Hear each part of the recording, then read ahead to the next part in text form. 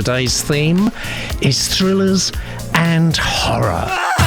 Your panellists on today's show: four-time Bram Stoker Award winner, Horror Writers Association Mentor of the Year, co-founder of Young New Zealand Writers, New Zealand Society of Authors Honorary Literary Fellow. Please welcome back the horrifically talented Lee Murray.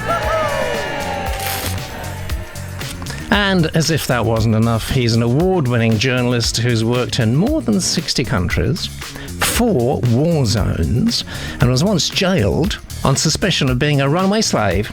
Please welcome back Utopian Matt Schofield. And a reminder that we're all streaming now on YouTube, Facebook and Twitter today, LinkedIn too, I think, actually. If you are watching us live right now on any of those, do take part in the show that's starting right now.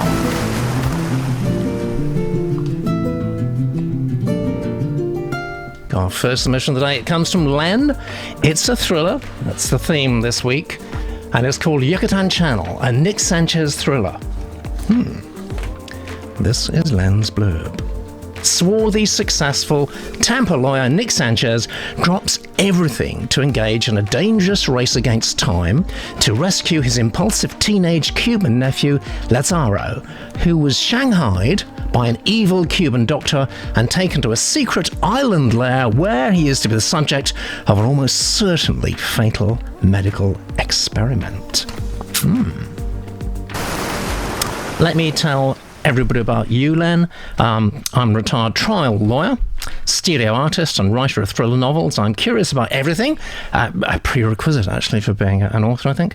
I can just sit still, you say. I've travelled worldwide, flown airplanes, scuba dived, deep sea fished, operated a glass-blowing studio, struggled at golf and tennis. How appropriate today. You name it. Husband, father and grandfather. Nick Sanchez, a swarthy 40-ish Florida lawyer, is my alter ego.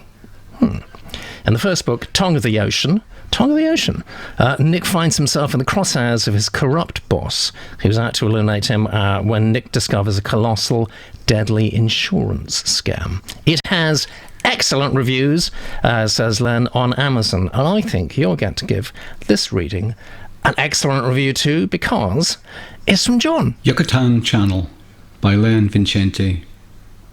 Read by John. Prologue. Lazaro Sanchez lurked motionless in the darkness behind the dilapidated bait shack at the end of the dock, waiting for the boat to arrive to take him out of Cuba 125 miles across the Yucatan Channel to Mexico. It had cost him $7,000 to pay the smuggler to drive him 4 hours from Havana to the seedy little town of Arroyos de la Mantua, on the island's western tip. But of course, there was no guarantee the boat would show up at all. All he had to rely on was information he had gathered off the back streets of Old Havana, that the shady facilitator, El Cabron, who had set up the deal, despite the vulgarity of his moniker, was reliable and could be trusted. Lazaro had his cell phone, but he was too far from Rio Pinar to call anyone, if he should become stuck here and have to ditch the plan. Around 2 a.m. he heard the low rumble of an engine. A decrepit wooden trawler, showing no lights, appeared out of the darkness and pulled alongside the dock. A man stepped off the boat and lit up a cigar, the match lighting up the blackness of the night like a flare. Lazaro did not know if the man was El Cabron, or maybe somebody else.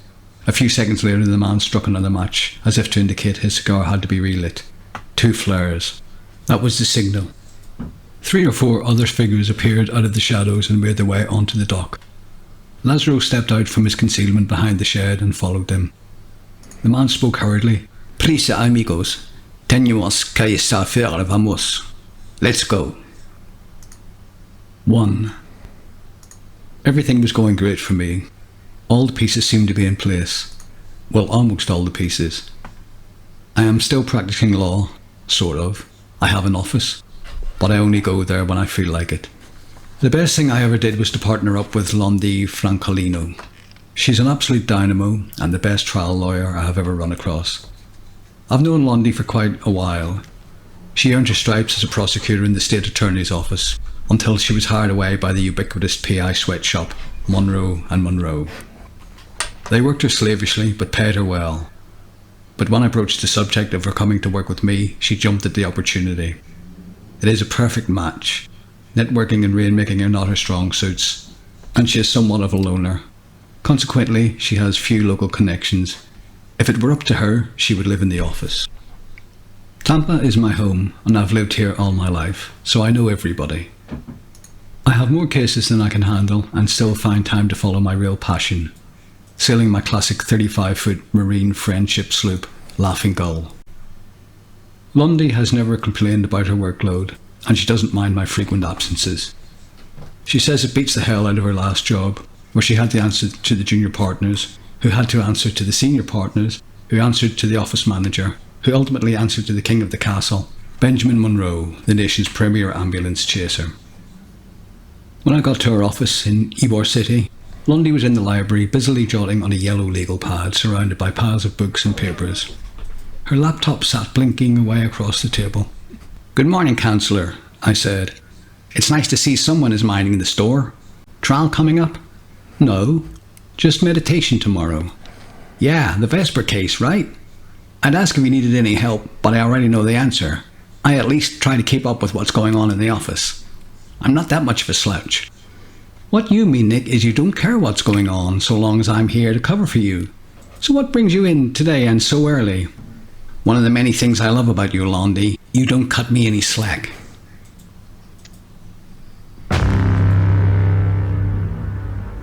Thank you very much, Johnny, and apologies, Len, for the slight cock up at the beginning there, but I think we got there in the end.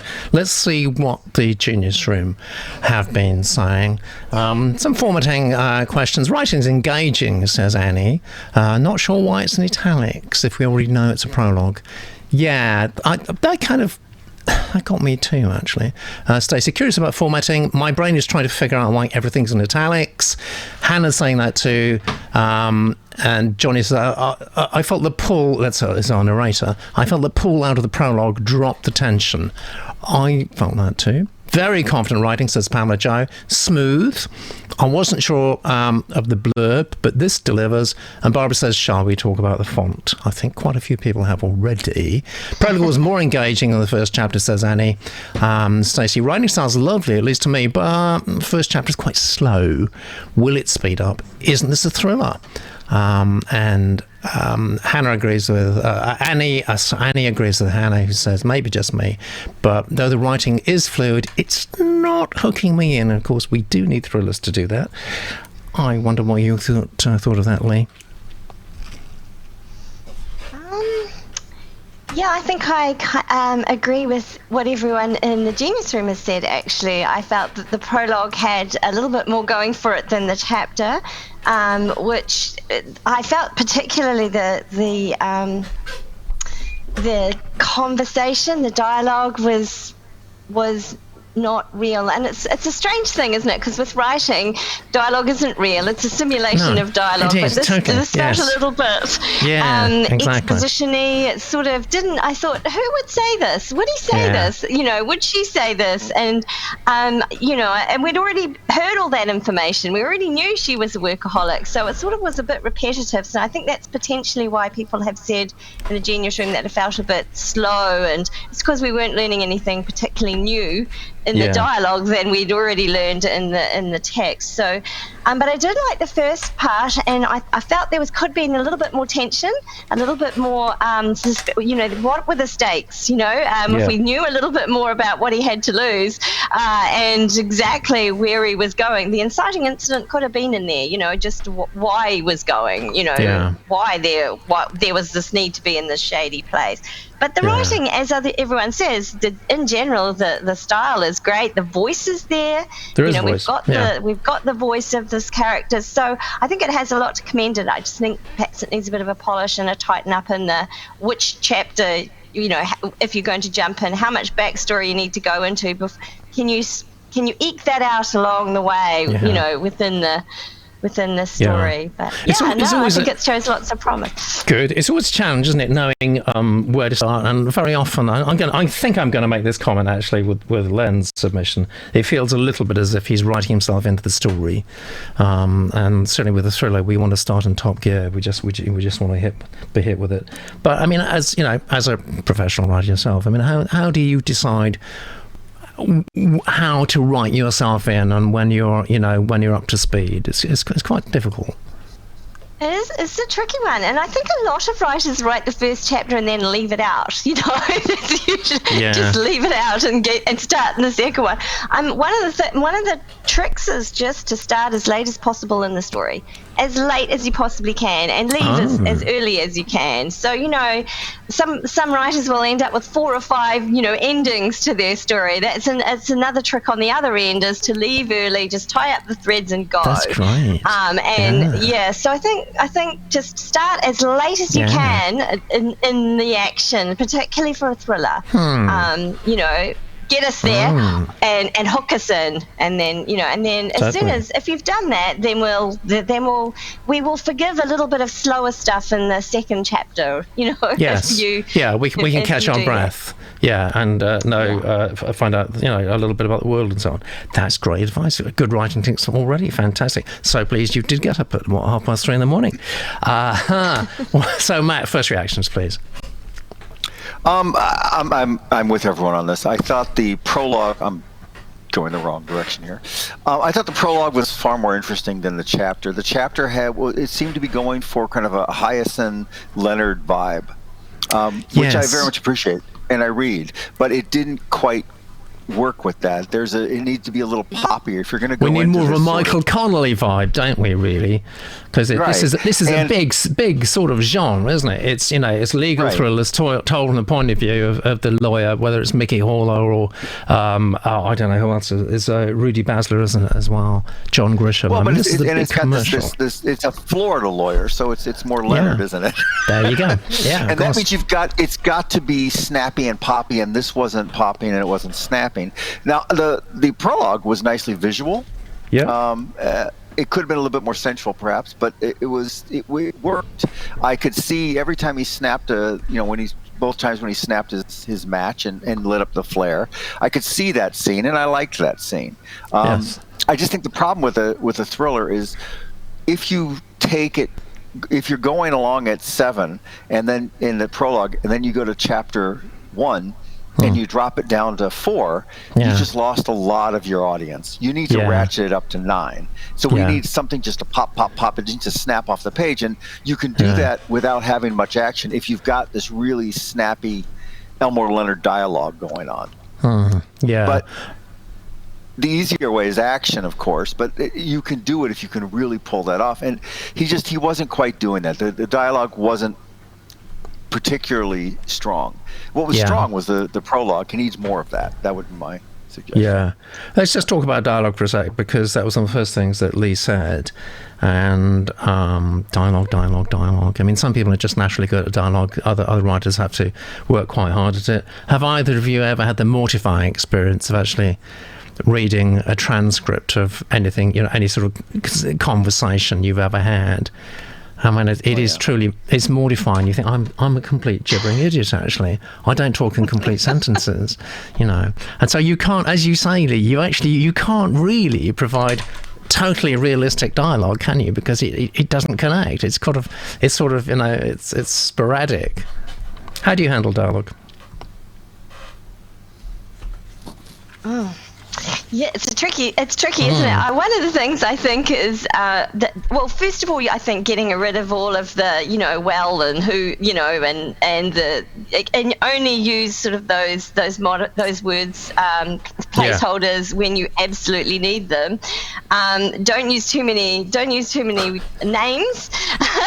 But one of the things I tell my students is, the youth that I work with is eavesdrop on actual conversations and listen for the flavor of those words. I think, and I think also one of the things is if you're going to write shouted someone, or Len hasn't done this, but if you're going to write shouted someone or something, that the whole intensity needs to be actually in the words, in the dialogue. So there's a lot of work around getting your dialogue right, and it's such a vital part of that sort of show not tell. It is, but people don't always understand that, because they think, well, I talk all day long, so I can do dialogue, and actually it's quite a subtle skill. It's a subtle skill. Fascinating insight. Thank you, Lee. Remember to push your buttons. Press your vote button. Yeah, push a button, and we will look at the overall numbers now. We've got just one vote to come in at the moment. That's from Lee. So hold your breath, Len. You've got a minimum of 42. Well, have you got the voting page there? Yeah, I have. I'm just trying to think. It took me a bit to make a decision. Okay. You think about it. We'll check out what's happening in the Genius Room. Read the dialogue aloud. Did it not go through? It'll take 4 or 5 seconds to catch up. It's got a long way to travel from New Zealand, and it's very early in the morning down there too, so the data is a little bit slow. Hannah's got great simple advice, actually. Says read the dialogue aloud. It's very sensible. Read the dialogue aloud. Let's look at the numbers. Or also have somebody read it to you. Have somebody read your dialogue back to you. Then you can really hear. Because when you write it, you think, oh, this is the cadence. But that isn't the cadence that's on the page necessarily. Yeah. So. Do either of you used sort of read me aloud feature on Word or some of these word processing programs? Does that work for you at all, or is it just an abomination? I use it. Friends. I use it to check the proofreading. Absolutely, I do. Yeah. Wow. Yeah. Yeah. It's a bit stilted, but it works for missing words and things like that. Definitely. I do think reading aloud is a really important part. You're using a different part of your brain to assess the work. So, and I think that's one of the beauties of having other people read the section here at pop-up submissions. We just get a different feel for the. Yeah. And I think that's probably useful for the writer as well to have that. I hope it is. Actually hear it. I hope it is. And one of the few instructions we actually give to our narrators, it might be of interest for you to know this, actually, authors, is if you stumble over any words, you just leave it like that. Don't try and correct it. Don't do any post-production. Don't edit it. What it probably means is that you've written a sentence or two that's quite difficult to read. That's what it means, and that is quite useful feedback. My final comment, actually, Len, please, is this is a big, strong, majorly commercial genre you're writing in, and I would definitely encourage you to continue, actually, because I think the sky's the limit really for these things. Michael Connolly, for example. But at the moment, I'm not getting the USP for our hero, Nick here, and I think there's got to be something, just something really, I'm not suggesting he practices out of the back of a Lincoln Continental, but it's just something like that. I think that would help a lot. Great. All right, we start with a 60, extremely creditable. Let's see what's next.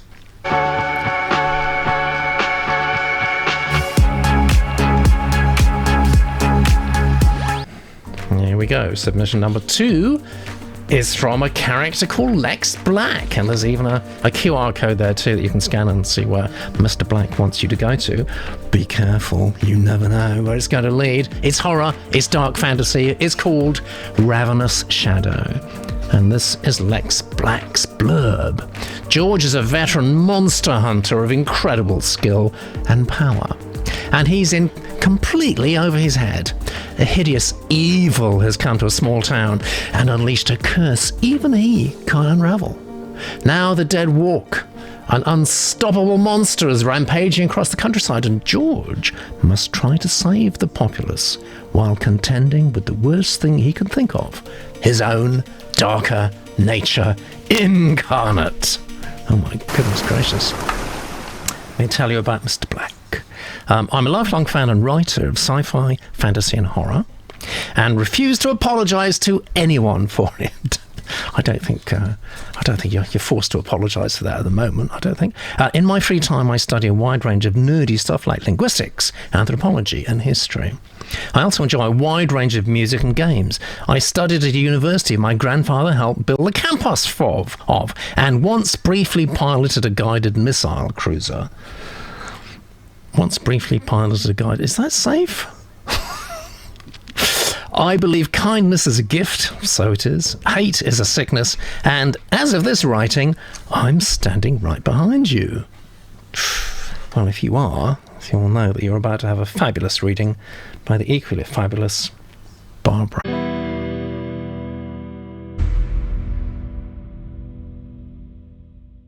Ravenous Shadow by Lex Black, read by Barbara.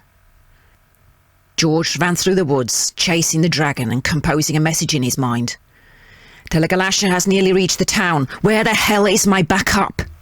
The dragon struck a dead tree with a massive claw as it ran by, bringing it crashing down in the little old man's path. The old man vaulted over the pitted wood with a single leap, his absurd grace matching his impossible speed as he chased the monster. As George landed, he raised the curious device he carried, a shaft of wood adorned with a metal blade and a trigger, at once an axe and a gun. Red light glowed in 7 strange runes running along the top of the handle. The old man pulled the trigger and fired a bolt of blue-white light from the gun barrel. It missed the monster by inches and struck a tree. A spray of flinders blasted over a scaled flank, wings covered in scorch marks and wounds dripping black blood. The runes dimmed when the weapon fired and glowed again, one at a time, each with an ominous hum in a different tone. I have inflicted minor wounds, but the target is well outside my capacity to kill. Request 3 to assist, at minimum. As he dodged around the trees, he held these frantic thoughts in his mind, insulating them in magic until he could send them out in the wizard's version of a carrier pigeon. Telegalasha rushed through the trees and undergrowth. It brought down small trees in its path and sent wildfires scattering in every direction. A midnight shadow crashed through daytime woods. Telegalasha did this to mock him. The dragon could easily outpace him or take wing or travel through its innate magic. Instead, it kept just out of reach, prolonging the chase. For all George's power, he couldn't stop it. Naturally, this pissed him off. So he ran, channeling frustration into resolve, sprinting and leaping through the woods faster than any normal human could, and composing a magical SOS in his mind. Just one of him against Telegalasha might not be a fair fight, but 1 + 20 could be very entertaining. The 7th rune on the axe gun hummed and glowed. The old man took aim and fired. The blue-white energy lanced through the trees and smashed into the dragon's back in a perfect shot. Telegalasha kept running, unimpeded. The axe gun, an antique weapon George had enchanted himself, fired projectiles that could blow a plate-sized hole in a human being. That shot might have scorched a few more of the dragon's scales. The edge of the woods came into view through the trees. Telegalasha slowed as it neared the tree line, striking at the limbless husk of a dead tree without looking back. The log toppled down over the old man as he finally closed the distance to the dragon. George planted his feet and swung his axe in an upward arc with both hands, and the dry wood scattered into kindling. A pity no one gets to see me be amazing, he thought with bitter humour. He considered sending his message at that moment and lunging forward to strike. He could abandon restraint to leap on the dragon's back, lodge the bit of his axe in its eye, and ask if he respected him then. Telegalasha stopped at the edge of the trees and stood looking at the field. George peered through the trees, and his heart sank. A man wearing a straw hat, overalls, flannel shirt and boots stood midway between the trees and the barn, hoeing a garden. A boy of no more than 10 worked nearby, a hat the same size and style as the man's on his own head, comically oversized on him. George rushed forward, axe ready, panic in his heart. They had reached the town the dragon chose to come to, and every single person there would be at its mercy if the old man failed to. The dragon spun with the speed and grace of a predator as George reached it. One huge forepaw, armed with hateful claws, whipped up and smashed the wizard in the chest, flinging him backwards through the air.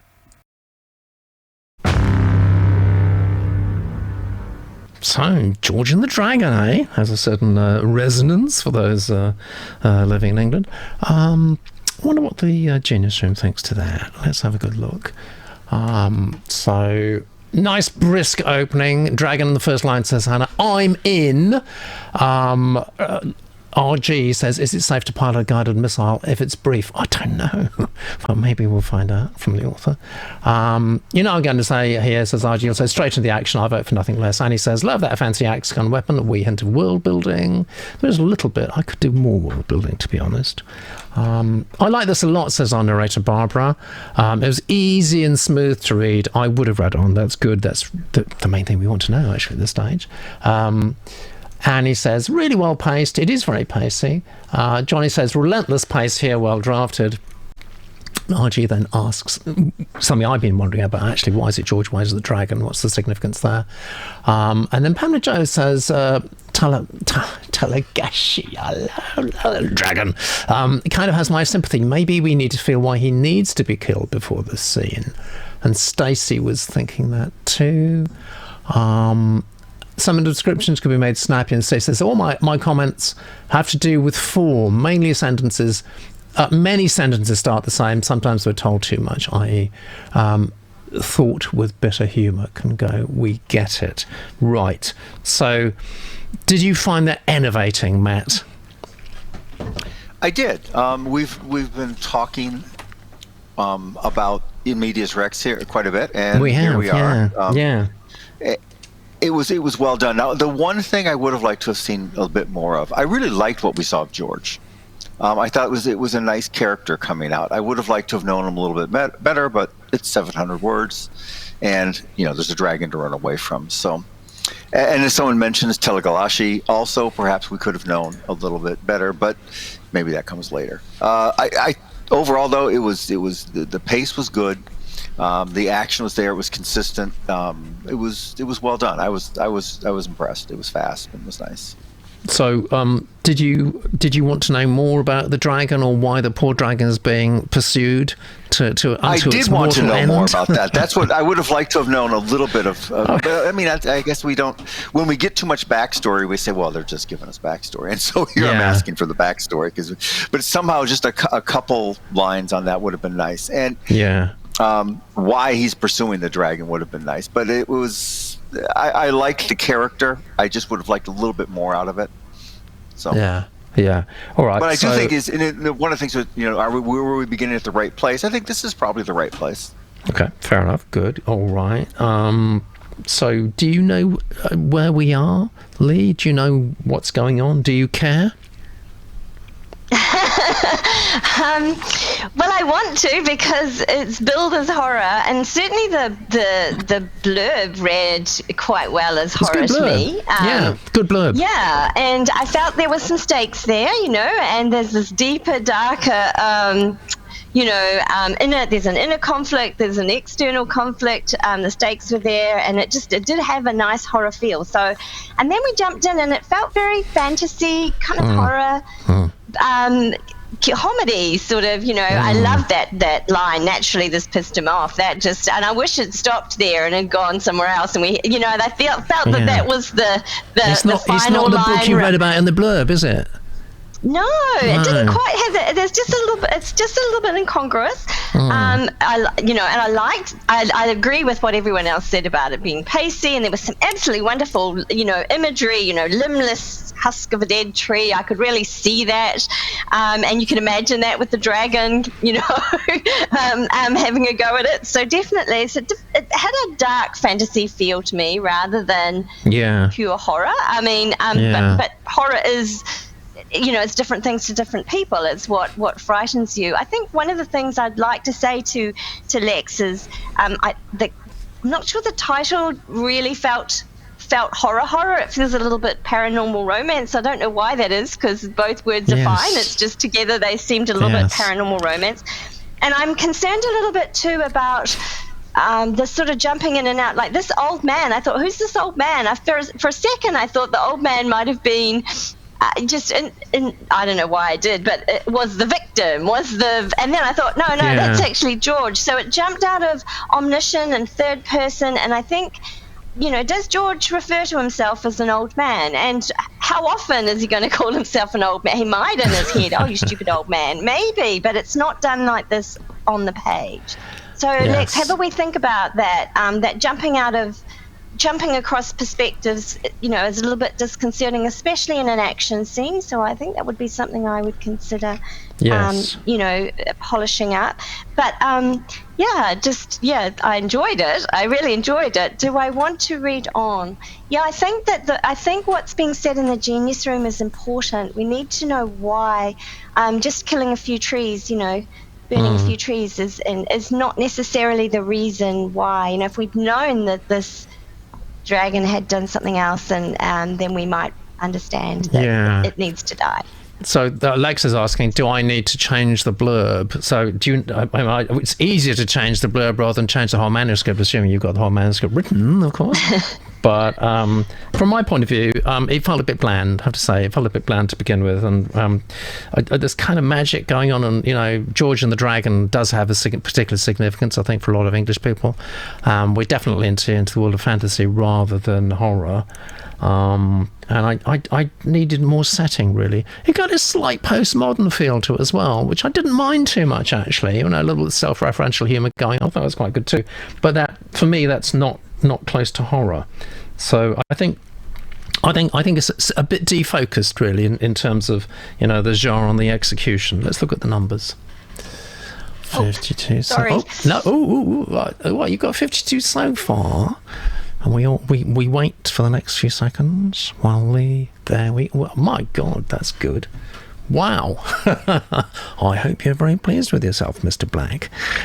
You got a pretty impressive 67 there. That's very, very good. Fantastic feedback. He says, thank you, everyone. I'll treat this the way I do all my work. Sets manuscript on fire. Okay, all right. I can smell it from here. Do you think we should have a word with Lee before we have a look at the next submission? I think we should do, actually, yes. In fact, I tell you what we're going to do. We're going to do this.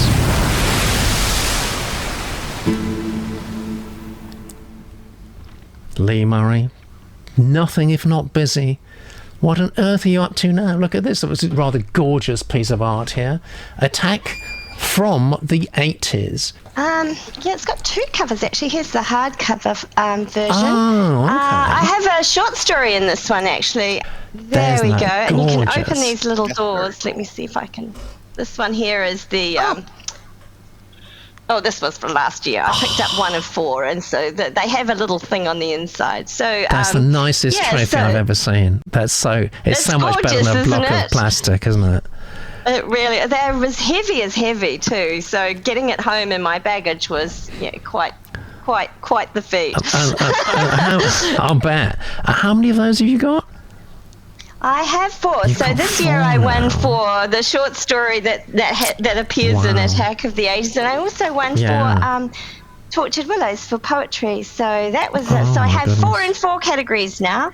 Anyway, yes. So that's you'll have what to get I've been doing. a larger house to put all those things in, won't you? All those awards in, because they are just stunningly beautiful. Actually, that's extremely cool. Extremely cool. Let's go back to this, because I need to tell everyone that there is actually a link. If you just type that into your browser now, book.litopia.com, you will go through straight to the Amazon buy page. So you've got an award-winning short story in there. There are 20 more as well. I think about 20 in total. And what's the basic theme then? It's horror. It's 80s horror, so it's a little bit fun. My story is basically about it's sort of biographical. It's kind of a bridezilla story, nice. Going to the hairdressers to do that trial before you get married, and it was the big perm period, and yes. Oh my God, yeah. I remember. Yeah, so you're talking about my time. Tale. Yeah. Oh wow. Bit of fun. So, the 80s. You're obviously too young to have experienced them yourself, but the 80s. There was quite a sort of nostalgia, isn't it? Nostalgia tinged with blood. So it's a good combination. I love that. It is a good combination. Yeah, and it's also 8-bit horror, and it's synthwave, and 80s kind of having a bit of a comeback, aren't they? They certainly are, yes, they are. So I enjoyed writing that one. It was fun. That's terrific. Fantastic.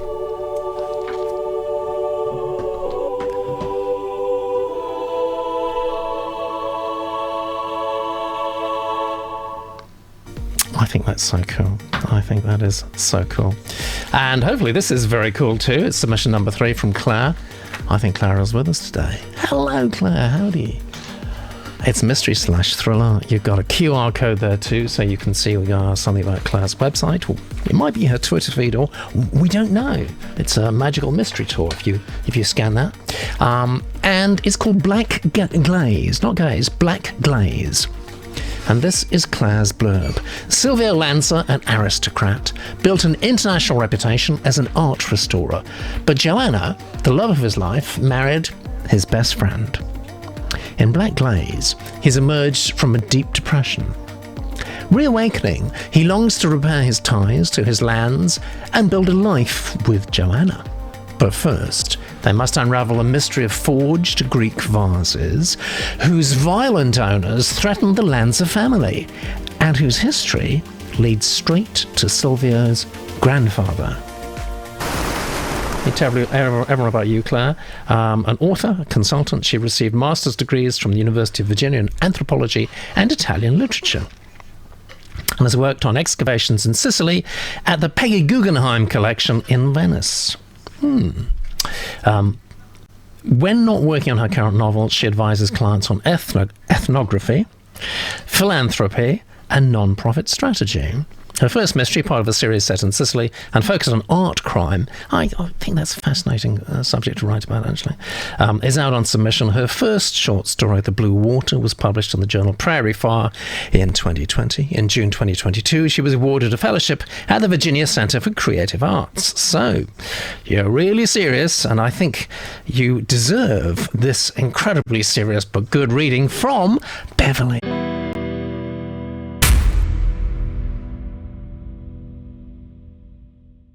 Black Glaze by Claire Thompson, read by Bev. Rome, Italy, present day. Principe Silvio Lanza pushed open his balcony doors to let the morning light shine on the Arshil Gorky painting he'd just restored. He let his eyes skim the canvas, alert for imperfections. Cleaned and repaired, the colours Arshil Gorky had laid down decades before glowed as if newly painted. A coat of varnish would complete the job. Che bello. This was his best work yet, and he felt a deep sense of contentment fill his chest. For too long after Joanna he'd let melancholy overtake him, until he'd begun to doubt his hand and eye, turning away commissions for fear he'd lost his touch. Basta! He'd completed the difficult restoration with time to spare, and the result was frankly glorious. A real Gorky besides, most definitely genuine, a coveted prize sure to bring an excellent price, though he said it himself. With a grin he stretched his arms over his head to push the kinks out of his fingers in preparation for the day's work. A hint of summer breeze caressed his cheek, wafting scents of roasting coffee and exhaust. He stepped out on the balcony, where a chorus of squawking horns and half-meant curses told him Rome was awake and going about its business. He felt his adopted city buzz with energy, echoing his own delight in the arrival of summer. As he watched, a parade of figures appeared like extras in a much-beloved opera, ready to fill the stage to the opening notes of the overture. Silvio lifted an imaginary baton and pointed, stage left. La Signora Carolina came rolling through the crowd like a travel-worn sailor, her sensible black shoes laced tight, gripping the uneven pavement as if it were a deck heaving in a storm. Her scarf furled under her chin like a well-trimmed spinnaker. With one hand she pressed a battered handbag to her bosom. With the other she clutched the handle of a shopping cart that bumped along the cobblestones like a dinghy behind a barge. Silvio saw the virtuous matron every morning as she hauled her day's shopping across the piazza, headed home to prepare the family meal with the freshest ingredients. Silvio turned to stage right. E là, Deputato Michelini, always late to his desk at the ministry, burst from a side street.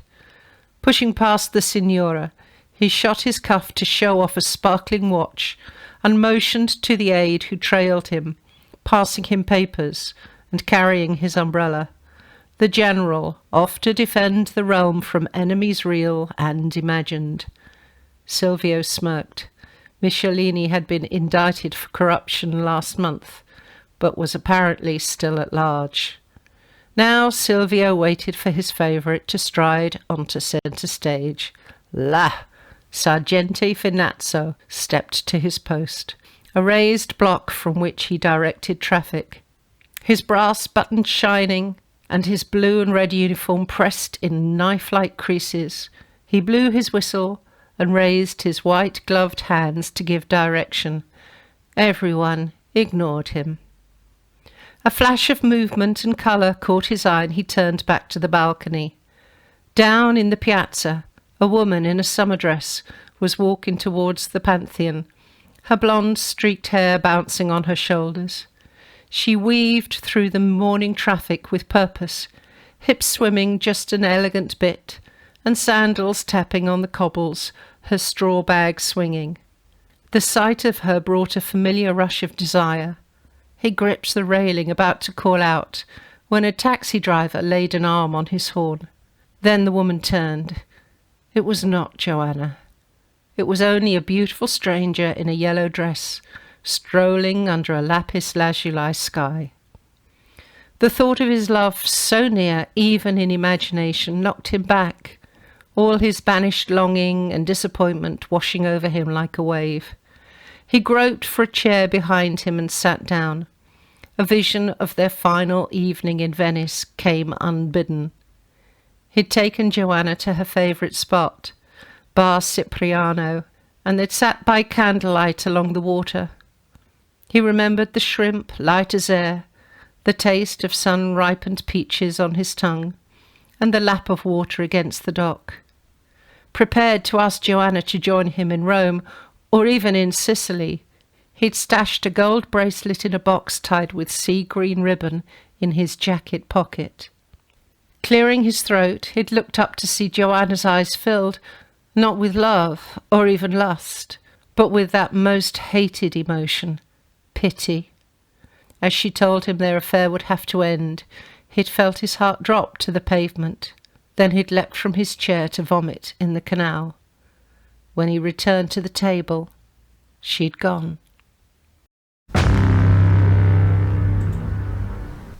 Canal vomiting. I think I'd leave as well, to be honest. Right, that is very, very interesting submission. Just clarify one thing. That the genre that Claire gave us is mystery/thriller. Right, so it's not horror. And this show is about thrillers too. So let's see what the Genius Room have been saying. No, yeah, Annie kicked it off for me actually, saying this has a nice, cosy feel. It's got that sort of feeling to it, hasn't it? Quite slow for the beginning of a mystery or horror, yeah, says Stacey. I feel no sense of suspense, and these are shot in the arm. Same comment really from Johnny. Now, Vagabond also, I think, nails it for me. We'll see what our panellists think in a moment. Feels more like A Year in Provence novel, yeah, which was Peter Mayle a long time ago now. But it was all about, atmosphere and it's sort of a travelogue by proxy, really. Reads like a love letter to an Italian street scene, says RG. Nicely written, though. An ideal place to start the story. I think there's a knot there, actually. I think there's a knot missing there. Yeah, you did. Eva says, we're not in England. People don't carry umbrellas in sunny Rome. Possibly parasols. I don't know. And boom, there we have it, says Pamela Jo. Blood-streaked hair. We're kind of waiting for something like that. Protagonist feels real. It's a bit slow, says Annie, but I'd stick with it. And Vagabond, just don't feel this starts in the right place. Hannah, writing's good. Pace is slow for an opening, even if I think of it as a romance novel. And RG says, not getting the correct genre from this either. Not even parasols is even corrected by Eva. A shame it's so slow and whimsical, because this writer knows how to paint a good picture with words. Right, I'm sure we'll say a lot about this. What were your first reactions, Lee? I think similar to everyone else's, I think that the genre doesn't quite reflect what we're reading. It felt very cozy. I think that's a really good comment. But meandery. I was kind of confused, like some other people from the blurb. I was, how do you build a life with someone who is married to your best friend, and then so also his motivation seemed a little bit off. So I really loved the idea of an art crime. That was just I want to read that straight away. And then we started with a little bit of art, and And I thought we might get some insight a little bit into the restoration, or something to intrigue us, what did this person know? And it seemed like his motivation is to get the woman back that he's having an affair with, and his best friend's wife. Yeah. And also the motivation is mercenary, it's going to make a good price. So I don't know if I like him particularly much. Maybe that's the problem.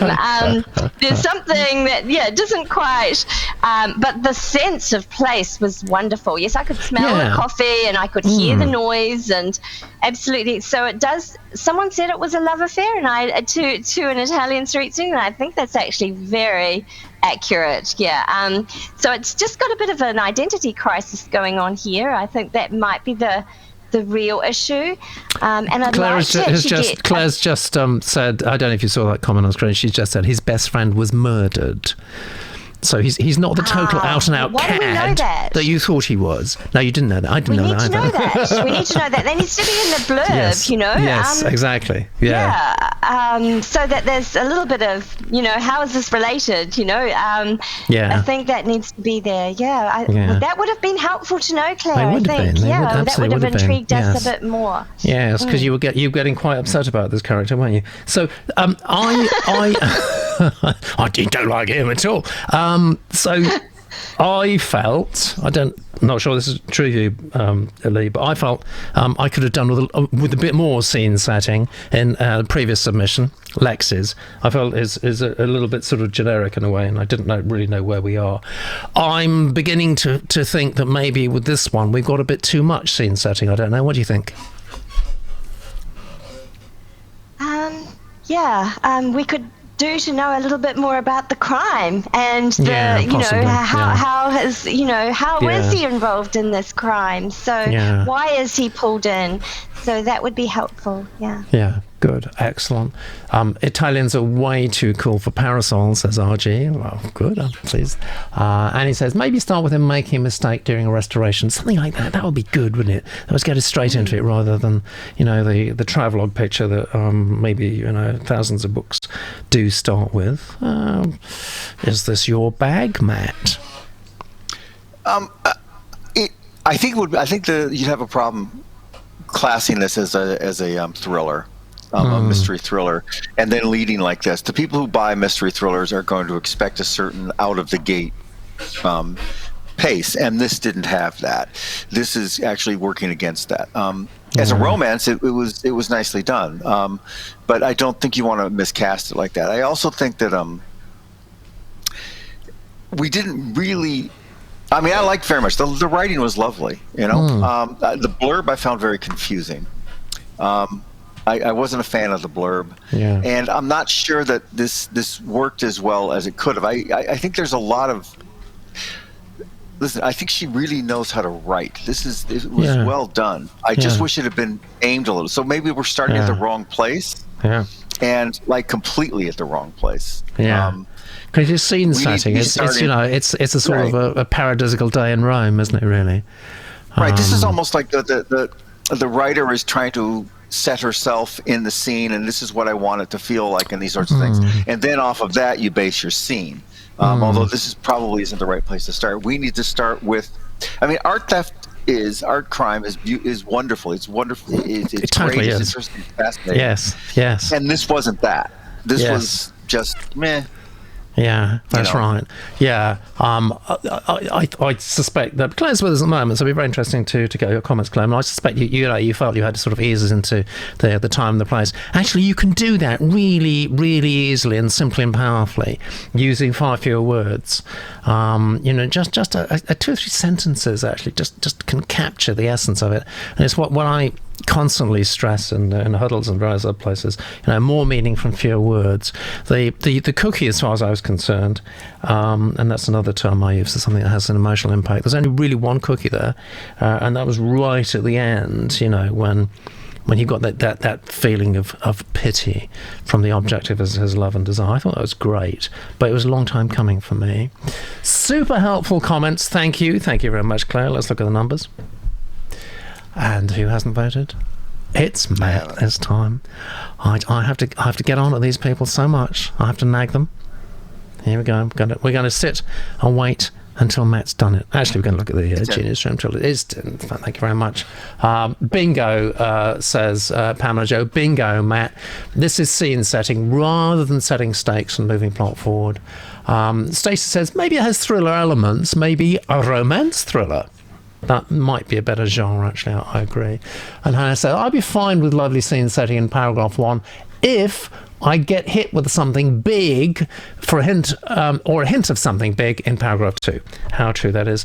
Overall numbers, you got a 60. Very creditable, Claire. Claire says, I chucked the prologue. Good. I hate prologues. 90% of prologues, which describe the crime that births all this. Maybe it needs to go back. And check out most of the detail. What do we think about that, guys? I don't think you need to get rid of the detail. It's just maybe not all at once. And we can learn about Rome a little bit, as you do when you're in Rome. You learn about it a little bit each day. You know, you fall in love very slowly with Rome and quickly. But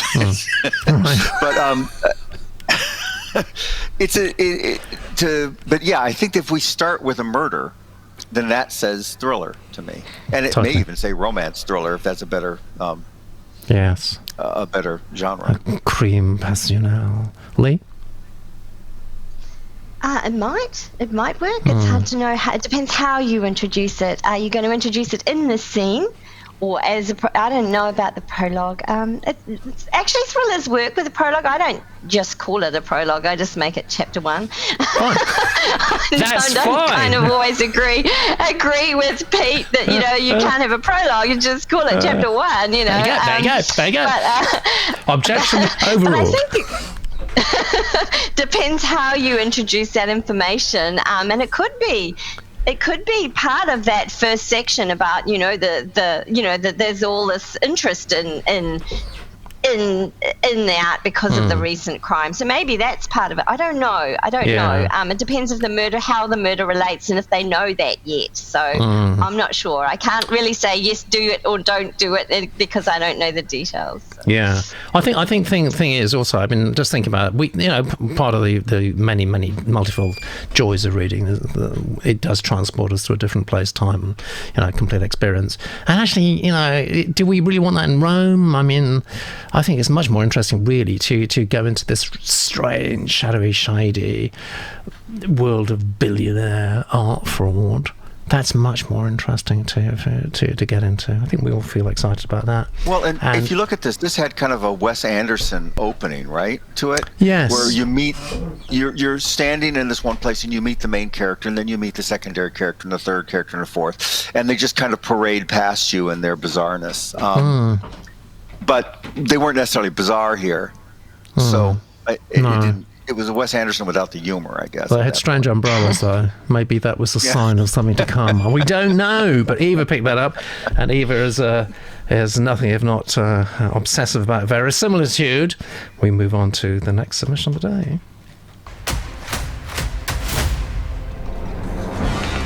And here we are, submission number 4.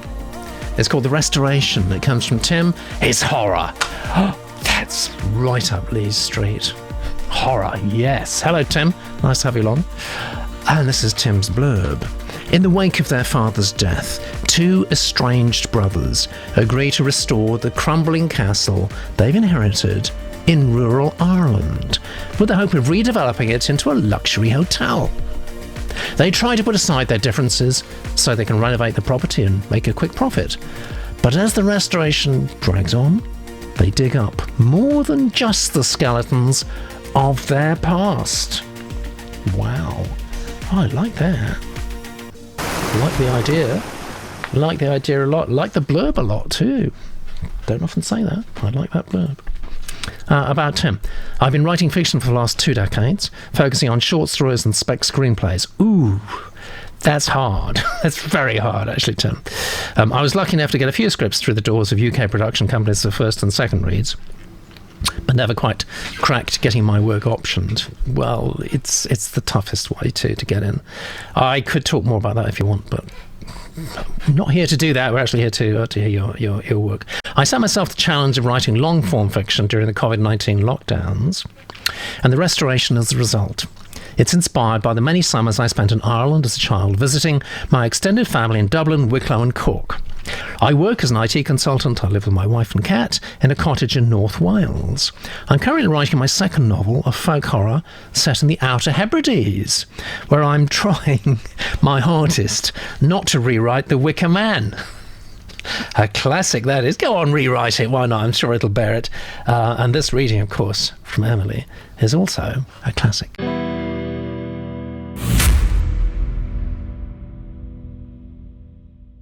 The Restoration by Tim, read by Emily. 1. Matt, 1st of September. Headlights breaking through the night, Matt and Natalie's 4x4 roared into the darkness, swallowing the road before them. Inside the car, Matt blinked his eyes once, twice, blearily trying to focus on the twisting country lanes, fighting a losing battle against 4 nights of broken sleep. "Are you sure you don't want me to drive?" asked Natalie. Matt glanced over at his wife, barely able to see her under the shawl she'd wrapped herself in, the early autumn night colder than either of them had expected. "I'm fine," he lied, gazing out through the windshield at the distant, moonlit horizon, which never seemed to move. "It can't be far now," he said, hoping that wasn't a lie too, because it had been a while since the last signpost, miles since he recognised any landmark. And in the black of rural night, any childhood knowledge of these roads had long since deserted him. "You know I would have been at the funeral if I could," Natalie asked, and Matt could feel her hand reach out to his. "I feel so bad missing it." Matt nodded, though his mind was no longer in the car with his wife. Instead, it had fallen back to the graveyard, to the funeral rites, delivered in one long dirge by a seemingly resentful priest, to the order of service, where the only picture he could find of his father was one so stern and unforgiving, a face of granite judging him still. Then to the wake, where Irish-born but American-made, Matt had huddled alone in the corner of a Guinness-stained pub, the music around him growing faster while his world shrunk from view. He'd drained his glass, only for another to magically appear. "For your da, son." He drained it again, only for it to refill once more. "A great man, your father.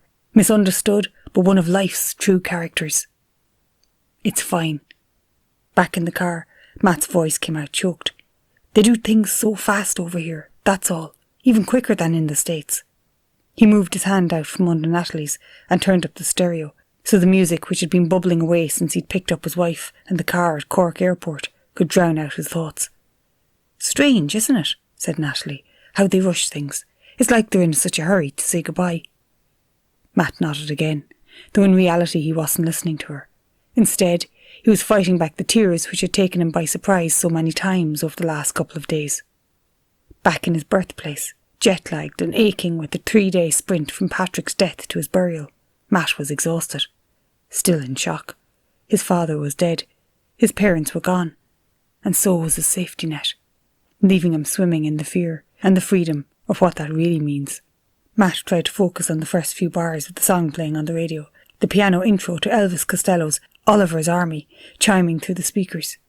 Jack loved the song growing up. He smiled with memory and turned up the music. Played it every summer he visited.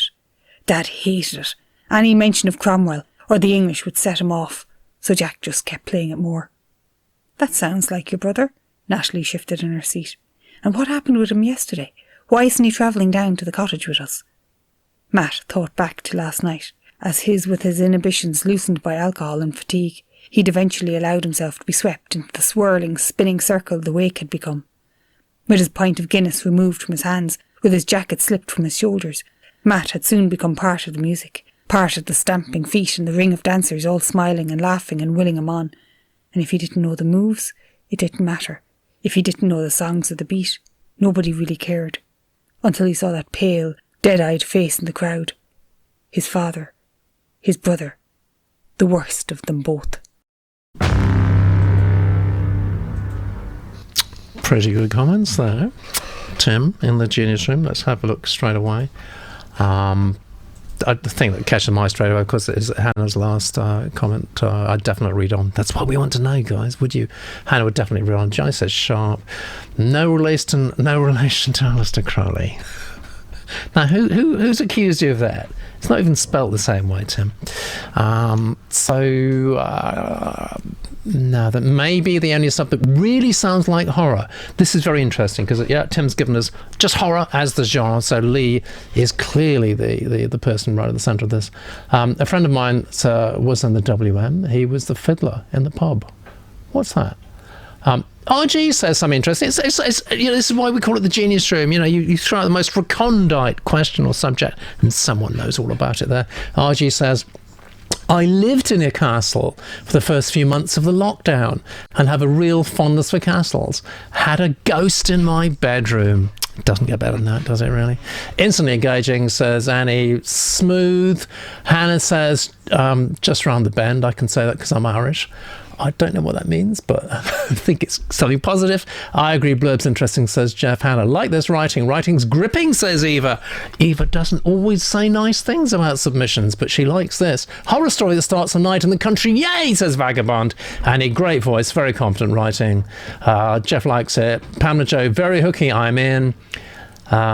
Good insertion of Hannah notices this good insertion of backstory within the action and dialogue of the scene. Hannah would definitely read on. Very strong submission, tells us all we need to know. No waffle, says RG. So we have to speak to Lee, don't we, and get her first reactions. Yeah. I love it. Yes, I would read on. I'm probably a bit biased because this is my genre and I love it. It is your genre. But there's always, I love, the title is good. Says horror to me. I think the blurb was good. I felt the suspense. The writing is very strong.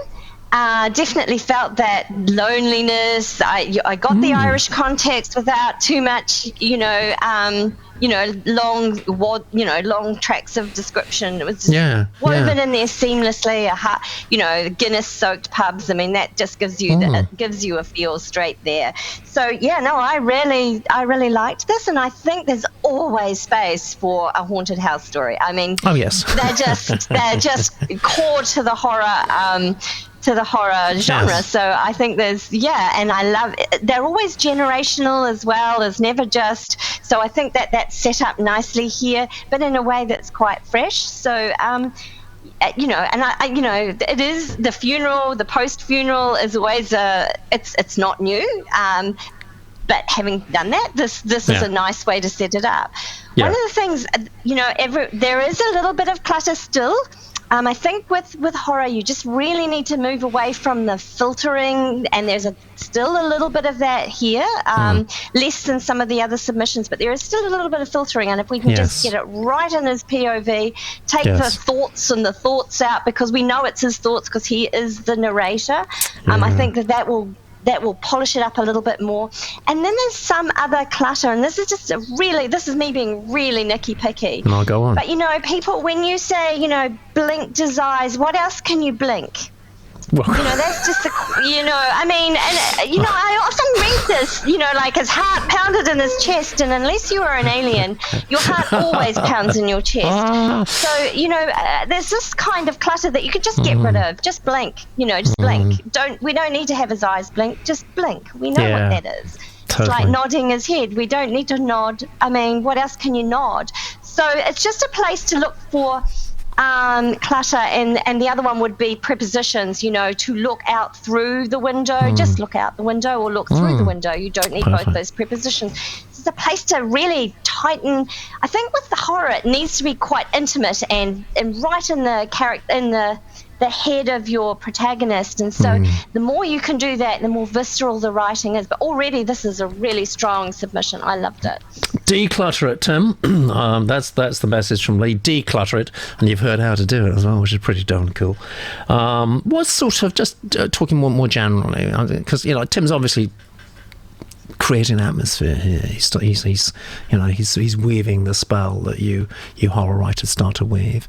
So what sort of atmosphere and feeling do you want to get over typically when you start something, Lee, like this sort of story? What do you want the reader? Do you want the reader to be feeling, I don't know, that something ghastly is going to happen, some sort of prescience of impending doom, or what? Yeah, that's a good question, and I think with horror, you want to know that you're jumping into a horror novel straight away. I mean, you set it up as a horror blurb, so I think again that sort of that connection to the blurb, to the back cover, people need to know that that's what they're getting. So having that sense of suspense in the beginning is great. But the first chapter is always tricky, isn't it? Because it doesn't matter what the novel is, you've got to get across who the key actor is, what their goal is. And here that's very clear. We're going off to, we're going down to the place where, we were raised. We come back to a funeral. Yeah. And what the inciting incident is. And here we're also getting that sense of small town isolation, insularity. So no, I think that's a pretty good job, really. I mean, that's most of the things we want to get in those first chapters for any genre novel, Yeah, it's strong, isn't it? Actually, and I think that sense of place that you just mentioned. I think that's there, and that's kind of the attraction of reading something like this, because it starts to connect in your head, and suddenly, that place is also there. And you're doing your work, and you go, catching the train to work and all the rest of it. But that place is also there in your head while you're reading the book, and there's a place you can go back to when you start reading again. And I love that. That's one of the great many perks of reading. Thank you very much, says Claire. Fantastic. Thank you, Emily, for the read. Great job, says Tim. Absolutely, of course it was. And may I just point out that Pamela Joe was also ghosted in a castle. I think your stay sounds more fun. So we've got 2 genii now who've stayed in castles and been ghosted. How cool is that, or what? What did you think, Matt? Well, the one thing I liked it very much. You can see the scores are very high. I didn't feel an ominous sense to this opening chapter, and I would have wanted that to raise it to the next level. There should have been something that was telling me, very, very bad things are about to happen, and I didn't get that sense. I got this was a really charming opening sense, and it's a not atypical scene. You're driving late at night, you're blinking yourself awake, these sorts of things. Yes. But I didn't get the sense that all hell literally is about to break loose, and maybe some kind of undercurrent there that would take us to that spot would have worked a little bit more. But as I said, the numbers are very high. I would like that a little bit more too. I think I'd just like to feel like that. Like you've hit the nail on the head there, actually, for me, Matt. I think is that ominous quality, inexorable ominous. Something bad's gonna happen. Right. Which is, of course, good news from our point of view. Let's look at the numbers. Oh, I say, Tim. Well, you're not going to go away disappointed, are you? 75. That's pretty darn good. However, we do have one more submission today, so we don't yet know who this week's winner is.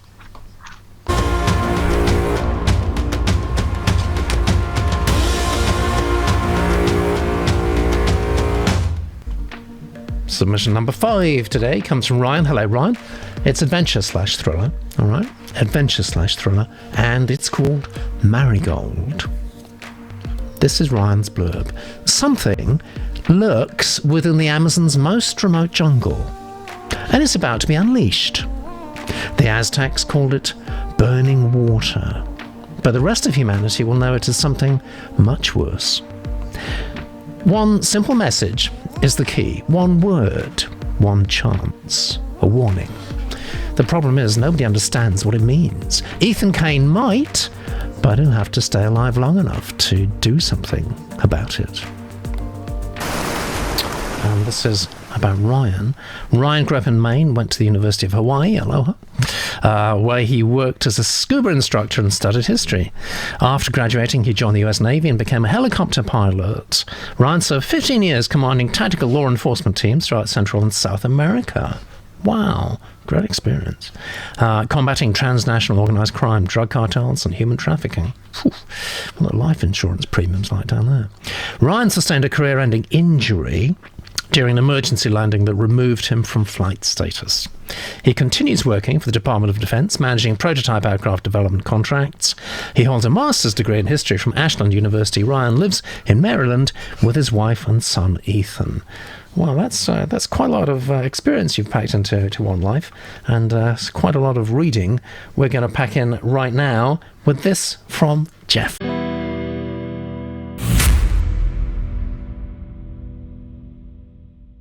Marigold by Ryan, read by Jeff. Prologue, October 5, Rio Negro, region of the Amazonas. One of the few things more rare than blue gold or pink cocaine is someone crazy enough to infiltrate the deadliest drug cartel on the planet. Special Agent Owen Webb had been undercover before, proving himself a rising star at the Drug Enforcement Agency. He climbed through the ranks with a steadfast determination and a calm demeanour. This assignment would throw all that out the window. Still coming down off the last bump, his teeth itched and his legs impatiently buzzed. He couldn't tell if the sweat beading off his chin, soaking through his stained t-shirt, was from the cocaine or the heat. The Amazonas cooks like an oven this time of year. Damp air suffocated Webb with a stagnant heaviness. It didn't smell like a beautiful Garden of Eden. That's for the tourists and the armchair activists. The real Amazonas was an unforgiving place, surrounding yet isolated. A sharp stench of rotten decay permeated throughout. Everything here was either dead or dying. It just didn't know it yet. Webb had used narcotics while on a job before, but only enough to look believable. Here, he took them out of necessity to hold back the nerves. Of Argentine descent, his neutral skin and bony nose framed a pair of dark brown eyes, deep set. His jet black hair hung in front of his eyes like the thick woody liana vines of the rainforest. But they couldn't hide the panic from what he'd uncovered in the last few weeks. The Land Rover bounced and navigated the Spartan Trail. From the back right seat, Webb monitored the other three people in the car out the corner of his eye. With no inkling of his intention, they continued a mindless dialogue. Cartel thugs. Not what one would think of them. They didn't sport tattoos, gold chains, or skinheads. They all wore dirty old clothes, each with their own unique neglect of personal grooming. Like the Amazonas, they too possessed an unpleasant odour. Webb slid his right hand down into the pocket of his jeans. The buttons of his dated BlackBerry-style cell phone felt as natural to him as piano keys to the classic pianist. Carelessness would get his treason discovered. He saw what happened to Tracers. The gruesome images had stained his mind, and no amount of drugs could wipe it away. 10 minutes passed like 10 days. His fingers plucked away, typing 8 simple letters. It's all he had time for now. He had been repeating the word in his head for the last 6 hours, waiting until the satellite communicator planted a few days ago came into Bluetooth range. There would only be a single chance to warn them. He pressed send. He couldn't risk getting caught checking the phone by verifying what he sent. The evidence needed to be ditched if he wanted to see tomorrow. He had to live. I'm the only hope they have, and they don't even know it. Webb's lungs strained to inhale against the suffocating pressure on his chest, the weight of responsibility.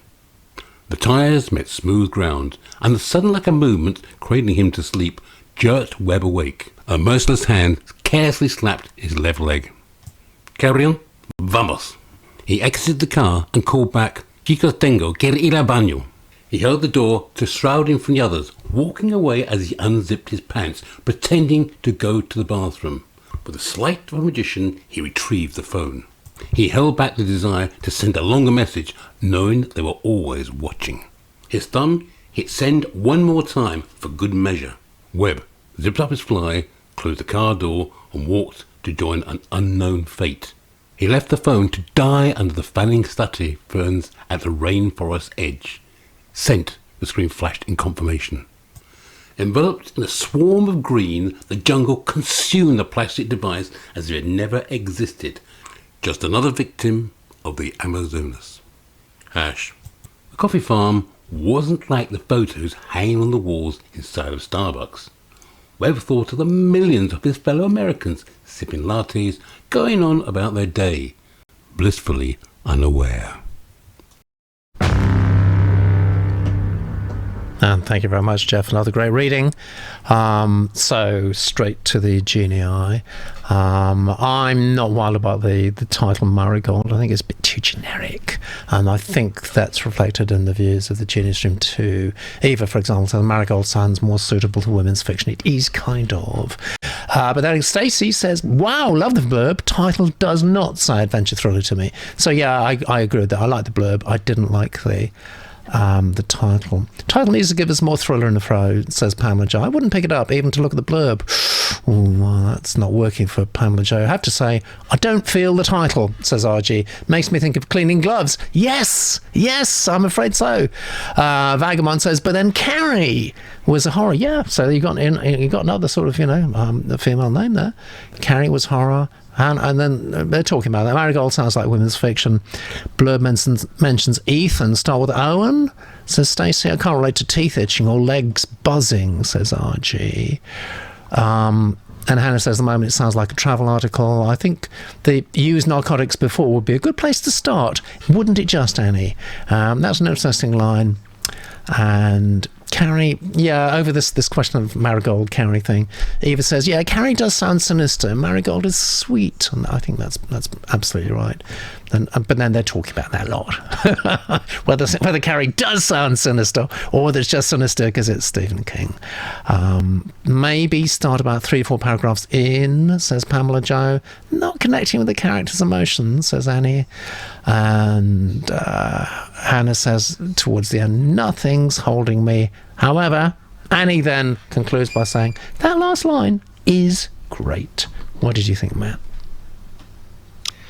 First of all, I loved this blurb. The title didn't work for me, but I really loved the blurb, and I was all in on the story.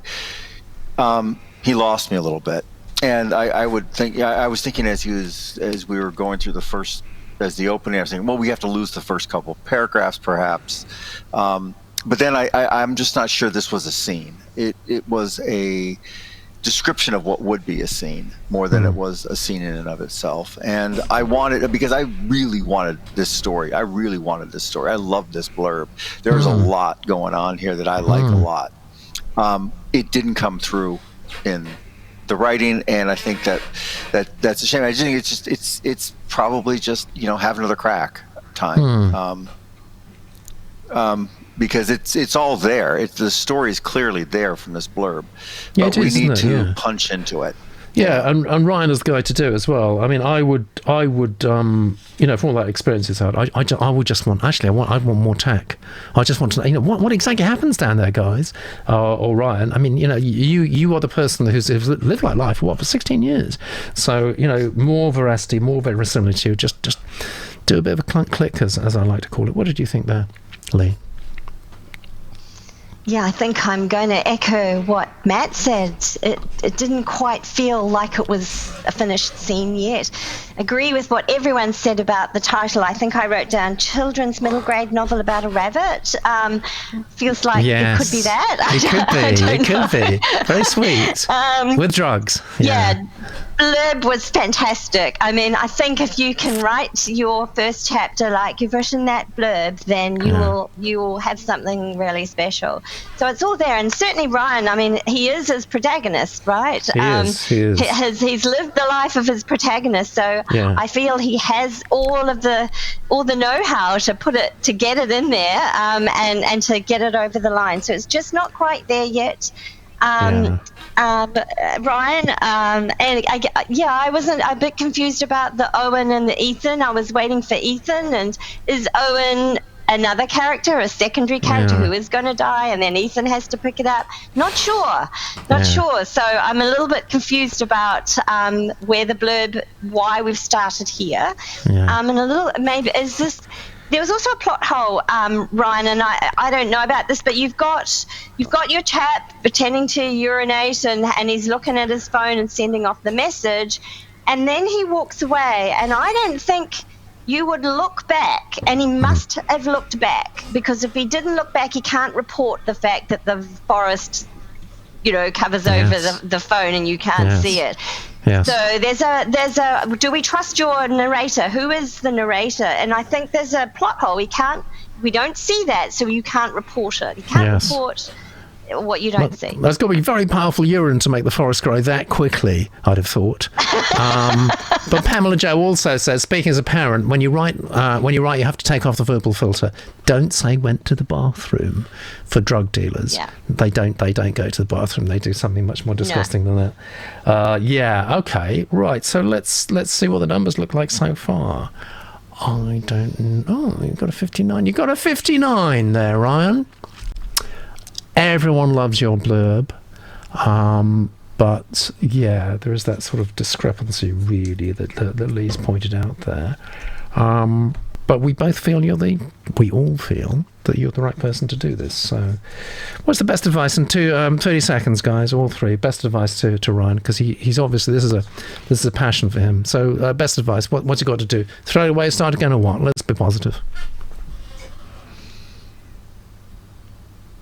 Well, I don't think you throw it away. Throw it away. Yeah, just write it and get in your character's head, and actually maybe a bit more direct thought might be better than the that will make it a little bit more suspenseful. And I think Pete had the right idea of get into the tech and the detail of it, which you have those details, so drawing on those will really do it. I think it's nearly there. It's just not. It's just missing that vital thriller element that you've got so well in the blurb. You've really done well there. So if you could just carry that over into the writing, fantastic, great. Good, nearly there. That's brilliant. Let's. We have a show. And I think if you look at this scene, he needs to tell us that we need to know the scene, what it looks like and feels like and smells like, and just show us the scene. If it's a film, if you're describing the film, do that perhaps. Because he didn't really let us live in the scene. He kept telling us about the scene. So show us exactly what's going on, and just quickly, because frankly the elements were there in this as well. They just didn't come through. Which is a shame, because everyone here loved that blurb and we were ready for it. Absolutely right. That's very good. I hope you're happy with that, Ryan. You've got some fantastic feedback from people who know what they're talking about. Let's see who's won the show.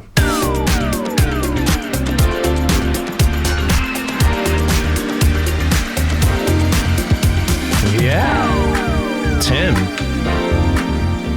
Universal prize there. Everybody liked it. Congratulations, Tim. I don't think you're quite winning on the monthly score at the moment, but you're pretty darn close if you're not. We'll have to check and see next week. I just want to say in our closing seconds, thank you so much, Lee, for getting up so early. I don't know what time of day it is in New Zealand right now. Is it like 5:30 or something like that? In the morning? Yeah, it is. Are you going to go back to bed, or you got a full working day ahead of you? What's going to happen? Oh, full day ahead, full steam ahead, I think. Yeah. Well, thank you so much for coming on the show. Your advice and support, actually, for writing, because writing is not the easiest thing in the world to do, and it's kind of a solitary thing, and you work with aspiring writers, you know all about it, and it's so nice to have you. I hope you'll come back soon, will you?